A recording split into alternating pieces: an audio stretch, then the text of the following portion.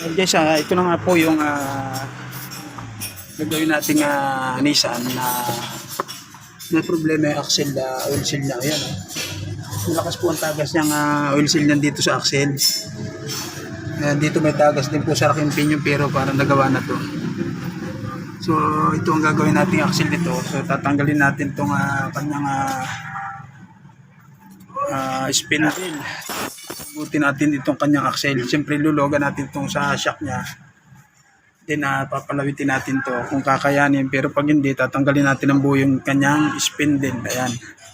Makikita nyo, tatanggalin natin to sa shock absorber niya. Pati yung caliper niya, tatanggalin din natin to guys.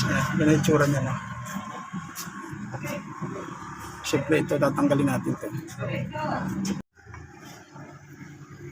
Ayan nga po, tinanggal na natin tong kanyang caliper. May 14mm na ano to, na bolt. Ayan. Tanggal na natin. Siyempre tatanggal din natin yung kanyang EBS dito. Siyempre importante yan. Kasi baka mahatap, magkaroon ng problema yung EBS niya. Ayan.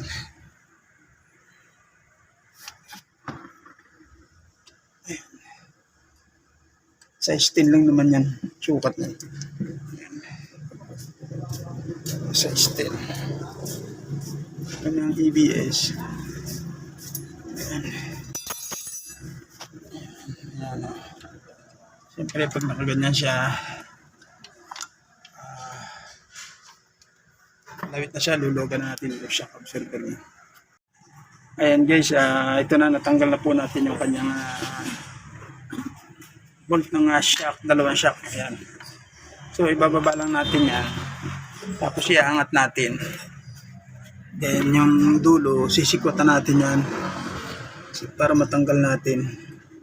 Sisikwatan natin sa ilalim dito para mahugot natin. Kasi may lock sa dulo ng pinakang dulo ng axle yan guys. Ayan.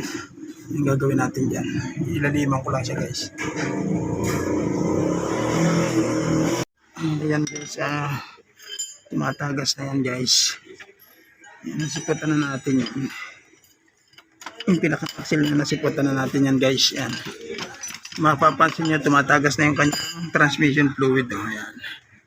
So basic naman po yan. Basta marunong lang po kayo sumunod dito sa aking video. Kaya nyo pong magpalitan. At saka importante dyan, dapat meron po kayong tools. Ayan. Hugutin na po natin yung kanyang axle mismo. Ayan po. Yan. Makikita nyo po yan. Ayan po yung pinakang. Ayan o. Baso niya, no, tumagas na siya. Ayan. Ayan, tanggal na yung kanyang axle. Ayan. Try bearing ang pasukan nito guys. Ayan. Ayan po, kung makikita dyan, tumatagas na. Ito po, axle nito, yung buong axle may try bearing yan dyan. Ayan. So, bali nakasuot dito yun guys, sa loob nito. Ito nga yung bago nating axle oil seal. Ayan, kakabit na natin ito guys. Ayan.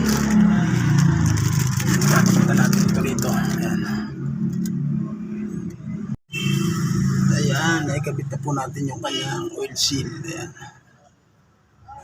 Ayan, nakapasok na po siya. Ilalagyan na po natin yung kanyang axle. Ayan. Kailangan po pantay siya dito sa gilid. Ayan. Ayan, ilagay na po natin yung kanyang axle. Ayan. Ilalagay na lang natin yung bolt dito sa kanyang shock absorber. Tapos kukumpletuhin natin. Tapos magsasalin tayo ng transmission fluid kasi papalitan rin po yan. Ayan. Lipitan na natin itong mga tinanggal natin kanina. Ayan. Ayan po, tapos na po itong ating pinalitan ng axle oil seal. Ayan. Sa gusto pong magpagawa dyan ay mag-comment na lang po kayo dito or mag-message na lang kayo sa number na nandito. Ayan, maraming salamat po. Please like and subscribe Don_Mechanico TV. Ayan, maraming salamat.